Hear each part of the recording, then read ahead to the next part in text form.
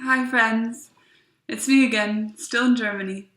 I just wanted to update you that spring has come to Germany and it looks beautiful. I'm really grateful for warmer bike rides and thinner jackets. And along with spring, I wanted to tell you about another development in my life. Um, I have now begun to work less hours at my kita so that I can be of more service for within the Baha'i community. So let me explain what that means. Within the Baha'i community, we've been experimenting for the last couple decades, trying to find programs that can organically build communities that foster mutual support, collaboration, love, unity. And there are many avenues that we've found to develop those type of environments, such as classes for children to develop their virtues, or gatherings to study prayers together. But the most effective avenue that the Baha'i world has found for developing communities is the Junior Youth Spiritual Empowerment Program. And what that is a program for 12 to 14-year-olds to come together with a group of their friends and also a mentor who guides the group to discuss and act in ways that develop their capacities to be of service and to look at themselves and find their spiritual qualities, and then to share those qualities and beautify their surroundings. So there's a curriculum with this, a series of books that explore certain themes to help these youth develop the capacity to change themselves in their environment. And so I had the great pleasure of being an animator or a mentor when I was living in Chapel Hill for 2 years.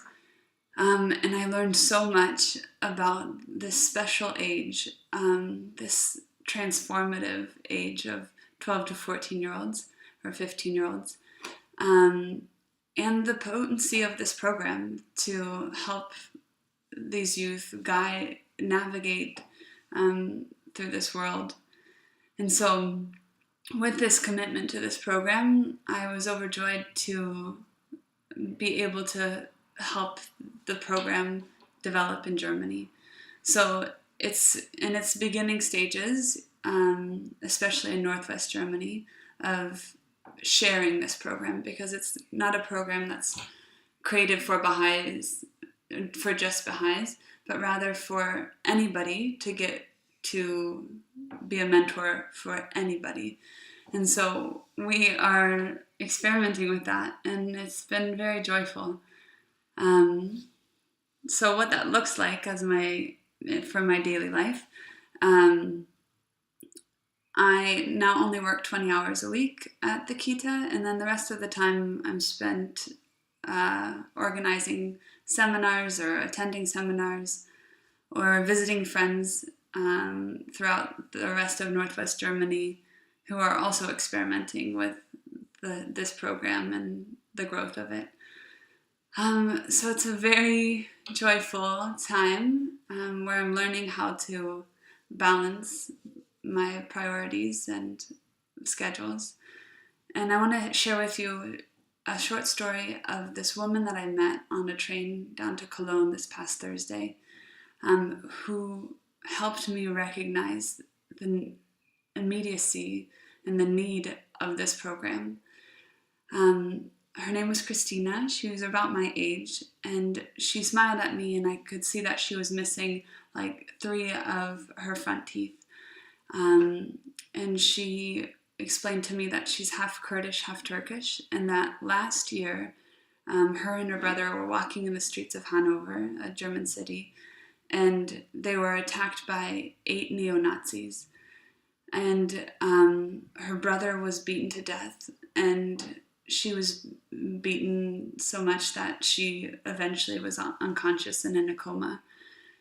What was really surprising for me to hear was that none of the spectators did anything other than videotape it. It was in the middle of the day, and no one called the ambulance. She called the ambulance herself before she passed out. And then when she woke up from her coma, she was faced with this decision of what do we do now. Her older brother, who was alive, wanted to seek revenge, but the family said no, that will only bring more suffering. So the father said, let's move. And Christina, the woman, said, no, this is where I grew up. This is where all my memories with my brother are. I want to stay here. And so she stayed in Germany, and they all left back, went to Kurdistan, where they had a home. And unfortunately, recently the place where her family was living was bombed. And so now she's looking in refugee homes for the rest of her family. And the story was overwhelming to hear. And what's even sadder is that it's, I don't think, a very uncommon story. I think maybe some of the parts are extreme, but the fact that so many people are experiencing this great loss and tragedy, that this world is really crying out for a remedy. And I hope that the Junior Youth Spiritual Empowerment Program can be one of the potent remedies to heal this world. So one last thing I want to talk about is how I'm balancing my life with work and service, and also with Felix.